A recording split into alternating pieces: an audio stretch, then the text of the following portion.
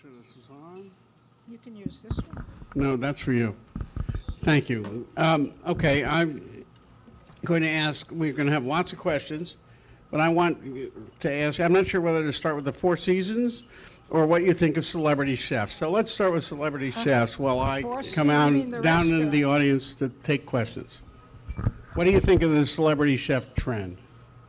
The celebrity chef, you mean the trend towards celebrity? All these celebrity chefs, do they Well, it actually began- cook? Are they ruining cuisine? What's going on? It's not exactly new because it really began with Nouvelle Cuisine and Paul Bocuse and Trois Gros. It, of course, now has reached a ridiculous pitch. I think they're overlauded. I think that a little less attention would be a much better thing. It seems, stand up, Martin Hollander, it seems that an essential ingredient of Manhattan restaurants and even those in other boroughs on the island is noise. Why, and can anything be done about it? I would say if I were going to tell someone opening a new restaurant what it should be, the first thing I would say, it has to be very uncomfortable, because that's what seems to be succeeding. Noise, dark, crammed in, if not eating $400 meals at a counter where, you know, there's no leg room, no backspace, no everything. So I think being uncomfortable must have an appeal. I think noise appeals to young people who think they're having a very good time, that they're at a very convivial party when they hear noise. And in addition to noise, background music, which certainly seems, but people seem to love it, or they wouldn't do it. Hi, Mimi. Warren? You know how much we love to tell stories at the Silurians. And I'm going to make you tell a story that's one of the funniest stories that the New York Times has ever published. It was in the late 70s, and you managed to spirit out of the clutches of the guys who ran Kentucky Fried Chicken, the real Colonel Harlan Sanders. And you took him with you to some of the Kentucky Fried Chicken outlets, if memory serves, on 8th Avenue. Tell us what his reaction was. Well, first of all, it was his 80th birthday that was going to be celebrated at 21, and the press agent said, would you like an advance interview with him? And he likes fine restaurants, and at that time, the Coach House in the Village was open for lunch. It was a wonderful restaurant, and they made great fried chicken. So we went there for lunch. He ate the fried chicken, and he thought it was very good, but then he said to the owner, I'm going to send you a bag of my special spices, so it will get even better. And he said a lot of crazy things just at that table. He had all those white suits, and he had them made in Canada, and he said, I wear every one before I come into this country so I don't have to pay duty on it. And then he said something we didn't even put in the article. The company had just been sold to Hubline, but he remained the spokesman. And he didn't like things Hubline was doing. He said, we used to use Miracle Whip mayonnaise because it stayed white. Now they buy some lousy mayonnaise from a Jew in Louisville. So then he had a car and driver, and we were heading up 6th Avenue. He was going to drop me at the Times. And there used to be a Kentucky Fried Chicken place on the corner of 6th Avenue and 8th Street, my stamping grounds. And I knew the place, and it was awful. I said, you see that place? That has the worst fried chicken I ever ate. Stop the car, he yelled. Stop the car. He got out of the car. He ran across, with the press agent and me, ran across 6th Avenue in the blazing white suit, came into the Kentucky Fried Chicken place, and a little boy was having lunch there with his mother, and the kid was like, ah. And the colonel, I remember his words, he said, see, you never doubted, but she didn't believe, did she? Then he went into the kitchen, and he said to the, whatever you call the cook, preparer, packer, he said, all this is terrible. It isn't your fault. They tell you what to do and you do it. If you pack that chicken when it's warm, it's going to smell like an armpit.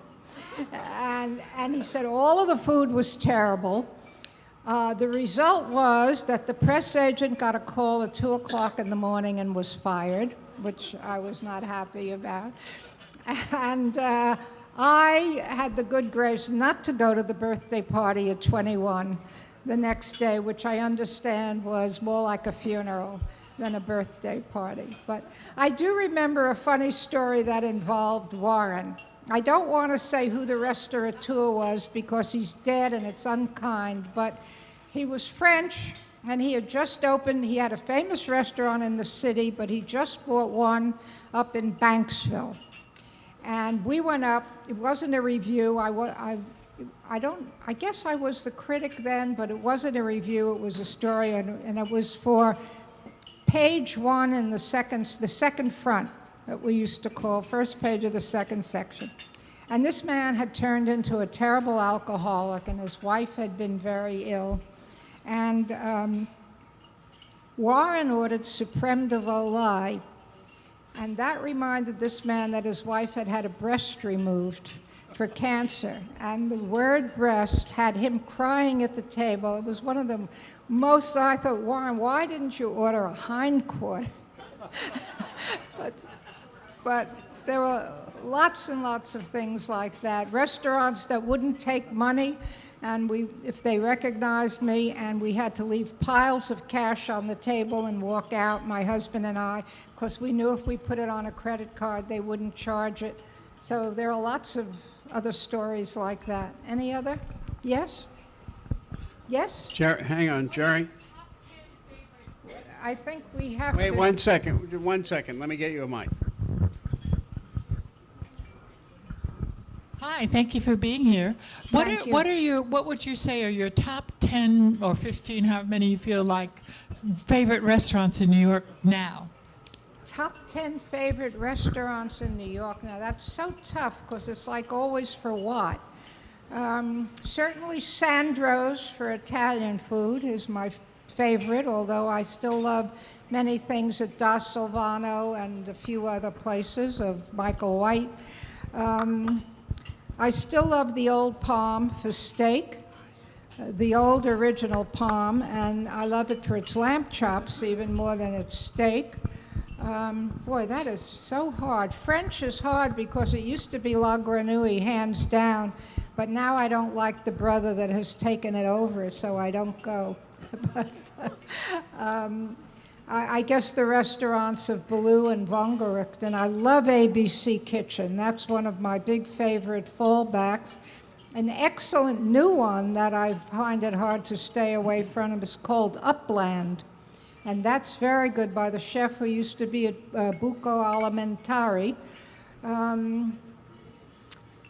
There's a little restaurant in the village called Meme I go to a lot. It does North African, Israeli food, shakshuka, and great meze, which is something I love very much.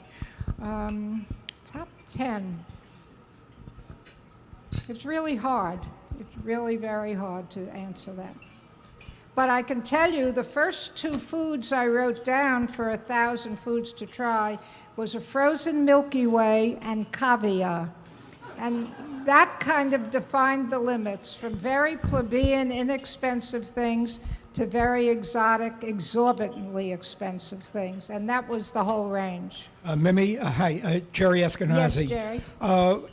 We went reviewing with you some years ago, my daughter, my wife, and I, and it took about 15 minutes after we got the menus, and you said they must have recognized me and are throwing out the food. I'm wondering how often that has happened to you, where you know you've been recognized and the people sort of started running around, scurrying around, trying to change things or do things better. Yeah, I think you and I and your wife and my husband also ate out in Rome together once when we met there. I can tell you, when I knew I was going to be recognized, I would have friends arrive first and take the table and order something. And I was very well known at the Four Seasons because before I was a critic, I worked as a researcher for the legendary Joe Baum in creating the menu for the Four Seasons. It's really how I learned to be a critic. Seeing a restaurant like that put together taught me how to take it apart. So everyone at the Four Seasons knew me, and friends arrived first, got a table, and I said, order some appetizers, we'll be late. Obviously, the reservation was in their name. And when I got there, one of them had ordered smoked salmon, and the Sheraton had on it a dried out tail piece of salmon that they were beginning to carve. When they saw me walk toward the table, they wheeled the whole thing away, went into the kitchen, came out with a brand new salmon. But they didn't do what my mother would have made them do, which was keep slicing until you get to the belly, which was the old way. Everybody wanted it from the middle. I have seen, there used to be dessert wagons in restaurants with big cakes on them. Even if I got there at 10 o'clock at night, if the cakes were all cut up, they wouldn't open a fresh cake at that hour, they wheeled it away and came back with all fresh cakes. They've changed bread on the table because what they first put down, I guess they thought was stale. One restaurant, it was called the Palace in the Sovereign Hotel, at that time sort of known as the most expensive restaurant in the world. And my husband and I went with Frank Pryal and his wife because Frank wrote about wine. And when it was a serious restaurant, I would ask him to come along and do a sidebar on the wine because he was really serious and he knew. And we ordered a duck. Someone ordered a duck for two. And we waited and waited and waited. And Frank kept ordering and ordering and ordering. And we had a check that was something like $600 or $800 long, long ago. And I went into Abe Rosenthal. I said, I have this terrible check. You want me to put it through all at once, or do you want me to send in some different receipts and break it down? He said, where would you get the receipts? I said, I have blanks. So he... But the story later was that every duck, the first 3 ducks they had done were overdone. And they kept starting over so that they could get one that was medium rare for us to shake. Valenti told me many years later that's what had happened. So those are really a lot of things they can do. There's the expense account story I promised. Hi, Mimi. Myron Rashetsky here. One time, many years ago, I went to a Barnes & Noble book event for Frank Bruni, one-time New York Times restaurant critic. And during the Q&A, I asked Frank Bruni, restaurant critic, what kind of cook were you? Were you a good cook? And he confessed he was not a good cook, and it had even started kitchen fires. Have you ever started a kitchen fire? No. And are you a good cook? I'm a very good cook. I'm not a good baker. I don't like to bake. I've mastered about 10 things, but it sort of began with cooking. However, I don't think you have to be a good cook to be a good critic. I think you have to have had the food, you have to have known what was in it. One of the best food writers I've ever known and read who inspired me, A.J. Liebling, could not cook. I once asked his widow, Jean Stafford, if he could cook, and she said, no, he couldn't, but he could give excellent instructions to a cook on how something should be prepared. And she went on to tell me how he instructed one of their cooks to prepare a rack of lamb. So he didn't do it himself, but I don't think an art critic has to be a good painter. If he were a good painter, he might not be an art critic. Maybe Bill Deal, ABC News. The New York Times recently changed their dining section, and now it's just called food.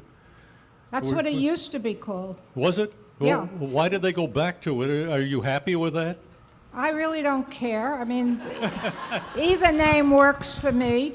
What I did like better when I was doing it is that the restaurant reviews were not in the food section.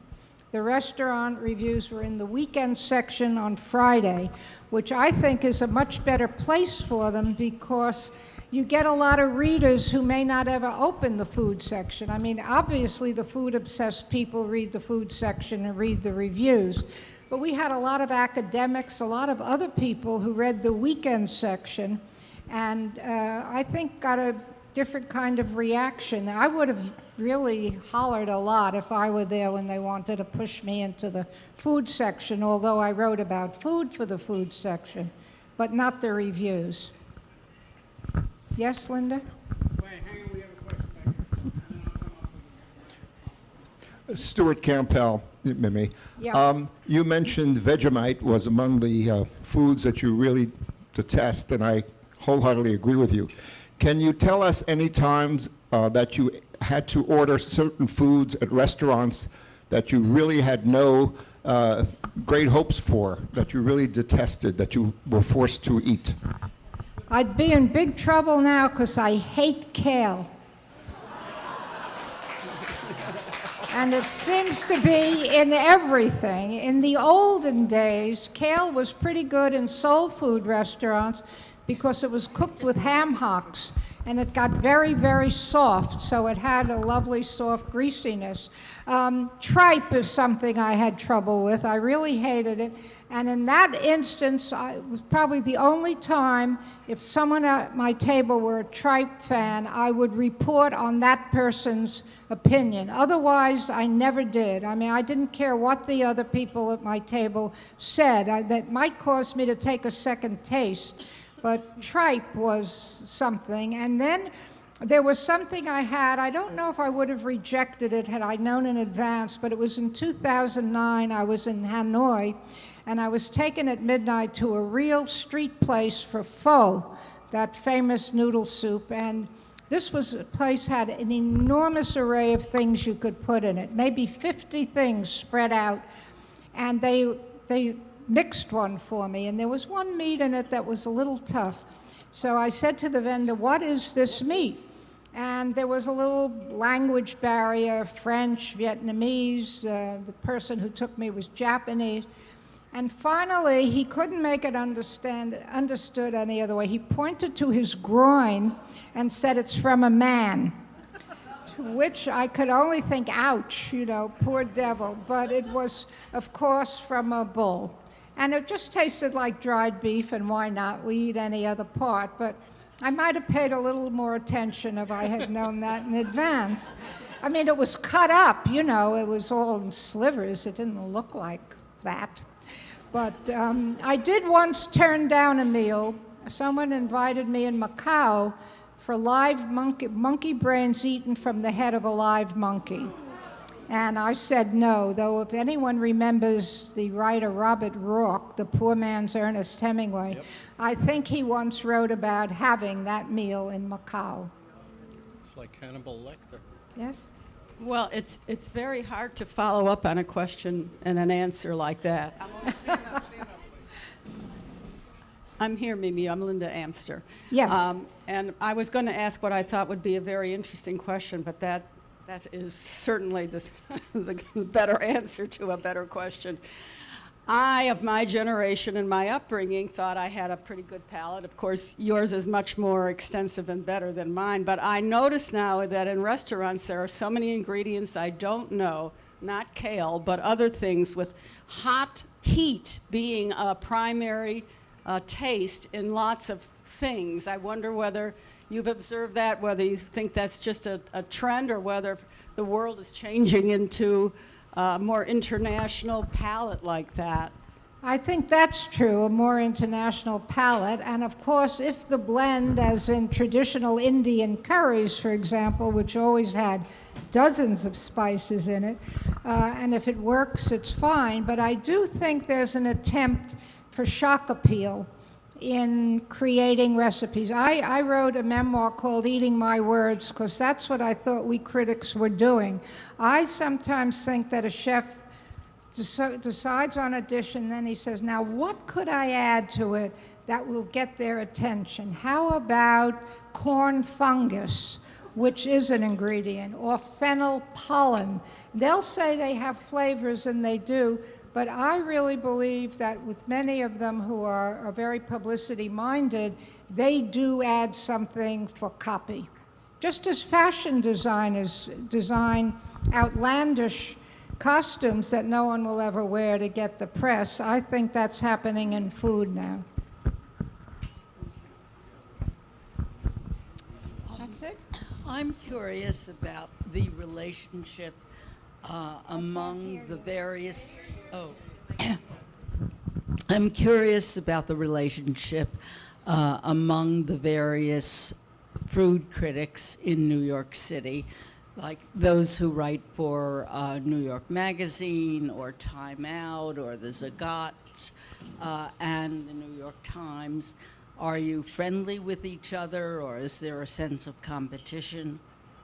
I'm not friendly with any of them, and I don't know if they're friendly with each other. I know a few who, I do know a few people who write about food who say they eat with Pete Wells once in a while, or Adam Platt, and so on, but I don't know how friendly they are with each other. We were not friendly with each other. And I made it a point, never, not with other critics, but never go to any place where there would be a restaurateur or a chef, including Christmas parties at my friend Enid Nemi's house, because she used to have Faith Stewart Gordon and Elaine Kaufman, and I didn't want them to see me. I didn't want to have to smile and be nice and then write something nasty a little later. I wore a lot of wigs. My only disguise were wigs and glasses. And I can tell you there was nothing more embarrassing than walking into a restaurant with a wig, which happened to me with Seymour Topping once at a Chinese restaurant. You come in with a wig, and the manager says, "Good evening, Miss Sheraton." Then you don't know what to do. That restaurant was a dish of salt, and we had a big altercation for a long time after that. Before I hand the mic over to this corner, do you take pictures of your food? No, Does it upset you when people do next to you? not unless it takes too long and the food gets cold. If I'm eating with someone who's going to write about it, because now I'm friendly with a few critics outside New York. I don't really have any friendship with the critics in New York. I just don't know them except for Rob and Robin, who are marvelous on New York Magazine. If they're doing it for work, then I'm patient and let them. What I hate is people who take pictures of their friends at the table with big cameras and stand up because the group is all together someplace. So chefs don't like it. It takes up time. They say the food gets cold, but very few ban it. Mimi, Mike Candell. I'd like to ask you a question about the inside the soul of a critic. You know very well that if you're going to give a restaurant a negative review, it's really going to hurt their business. How does that factor into how you deal with it? Well, I'll tell you what Abe Rosenthal told me when he named me the critic. It's okay to slap a man in the face, but you don't have to cut him with your ring. I remember that statement of Abe's all the time I did it. I mean, you're sorry, but if it's a well-known restaurant with a big following and it's not good, you have to do it. If it's an unknown restaurant, if someone says, I know this little place on 74th Street, and you go and it's terrible, you're not going to write about that. That's saying, don't go to this place you never heard of. So it was only when it was in the public eye that I would do that. While I'm walking the mic back, what about fraud in seafood? Do you see that more and more? I didn't hear you. Fraud in seafood. People serving fish other than Dover sole or organic salmon for wild salmon. You mean cheating? Lots of it. Red snapper was always a big fish that people cheated on. I did a story for the Times where I gathered red snappers from fish markets all over, and I took them to the head ichthyologist of the Museum of Natural History, and by counting vertebrae and other things, he told me which was not a real red snapper, which was a mango snapper and an orange snapper and a white snapper, but not a red snapper. Which would have been good for Saul Bellow, because he almost died after eating red snapper. But is it getting worse or better? It's getting worse, I think, especially with fillets. Mimi, I'm Howard Crook. Thank you for coming. We've really enjoyed everything you've been saying. Thank you for coming. What I would like to know is, after more than 6 decades of eating fairly high on the hog, has it left you in pretty good health? Very good health. Great. I'm happy to say. However, when I left the New York Times, I weighed 210 pounds. And it took a long, long time to lose 70 pounds, which I did in stages. First 20, then a couple of years later, another 20. And I think I'm out of danger, although it's like an addiction. I get on the scale every morning. If it's gone up, I try and even it out that day. Okay. I'm going to ask you how you did that later. I ate less. That's simple. I ate less and cut out high-calorie things like carbs and fats. Okay. Thank you. Any other questions? Will you tell us about the hoo-ha at the Four Seasons? You mean the current argument? Well, that and the allegations against one of the... I can't tell you anything about the allegation because I don't know if Nicolini did that. I mean, he seems to say he did it because he apologized. So there's nothing I can tell you about it except that it's reprehensible, and he couldn't have done it at a worse time in terms of what's going on with the restaurant. Well, when that restaurant goes, is that going to be the end of an era, or will it mean anything? No, I don't think the place without the name will mean anything, and I don't think the name without the place will mean anything. And I think what's at the bottom of this, and I'm really speaking now out of my own supposition, my own head, one of the problems is that the name is owned by the two current operators with a small amount by one of the Bronfmans. If Abbey Rosen wanted to keep that name in that place, he would have to give them many millions of dollars, which I think is what they're waiting for and what he's trying to avoid. I mean, if I were their age and I had had that much money saved up and someone gave me $20 million for the name of the restaurant, I would take it and run. But I don't know who's going to blink, if anyone. Well, thank you very much, Mimi. You were just fabulous. Before you go, I want to bring up Betsy Ashton, who is going to succeed me as the president, and she's got a lot of things in store, but the first thing is she wants to talk to you about name tags. Yes, sure, stay here. Congratulations on your reign. Congratulations or condolences are in order, I think. Hello folks. A couple of things in order before you run out the door and enjoy a wonderful summer. I'd just first like to say I'm truly honored to be head of this group for a couple of reasons that you probably don't know, but the most important one is most of the people in this room are the legends of journalism, the names that were so important to me when I first came to New York in the fall of 1983.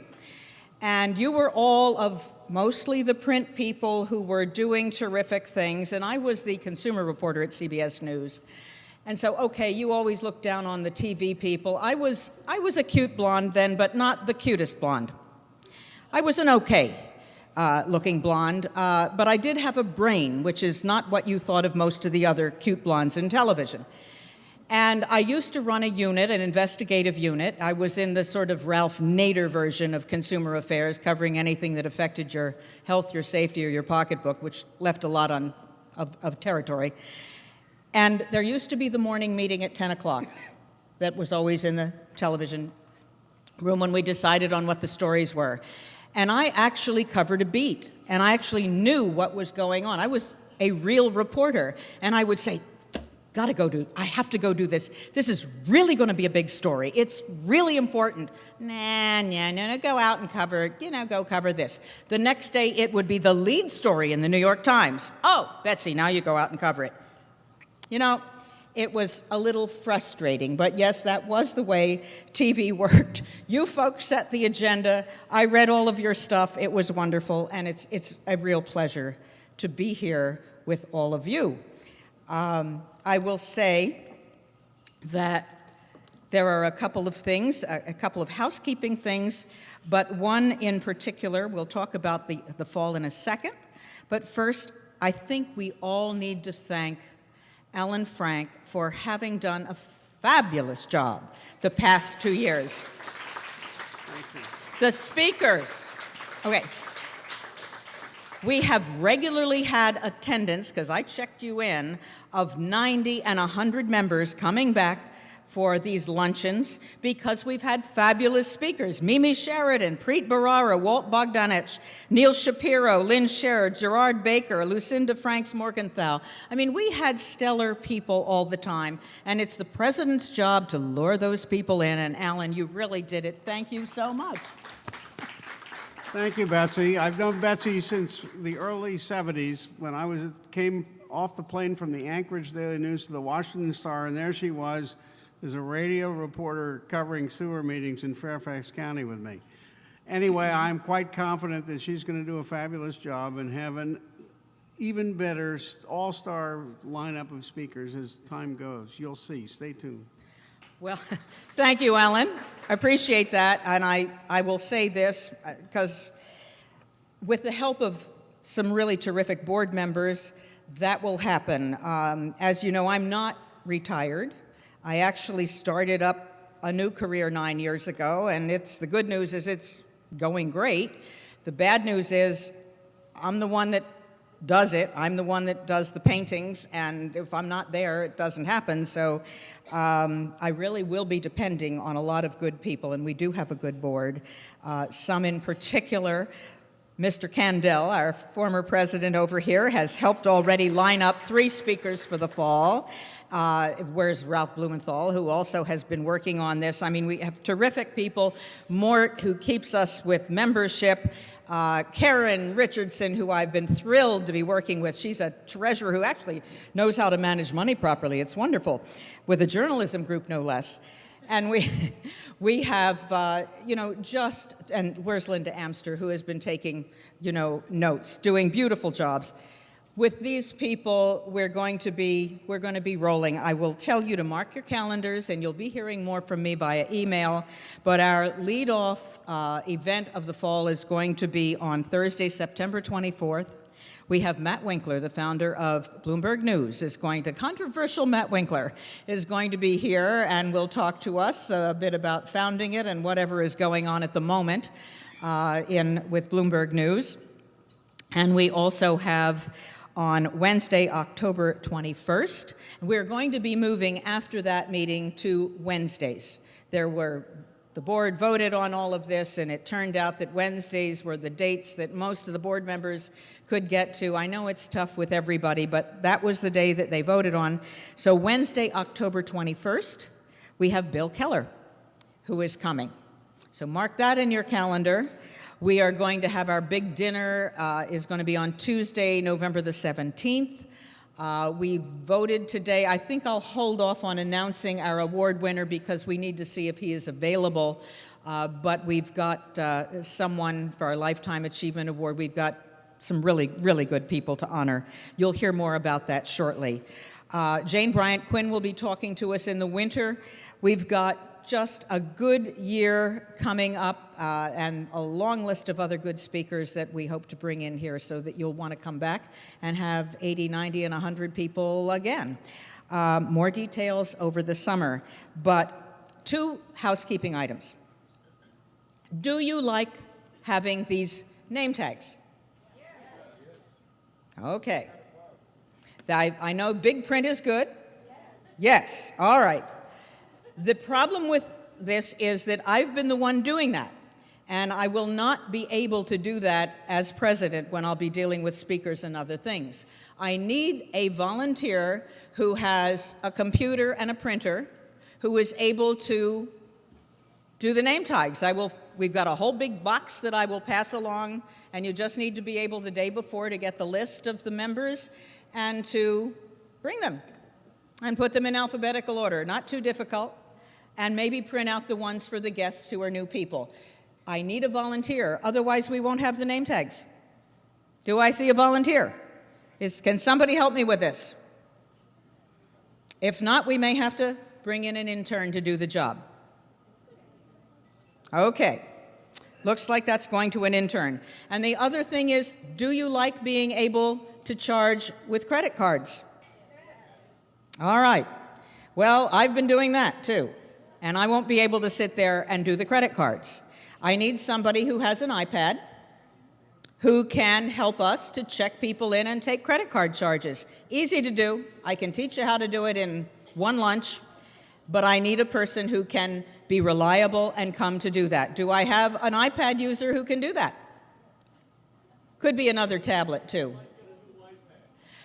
Get Bill Deal a new iPad, and he will be able to do it. That's key, because his is a little clunky. We need one that functions. Yes?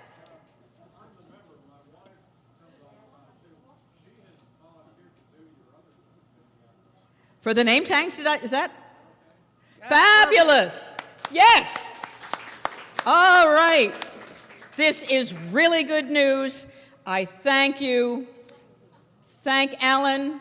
He's a sweetie. He's done a terrific job, and I wish you all a fabulous summer, and we'll see you in the fall.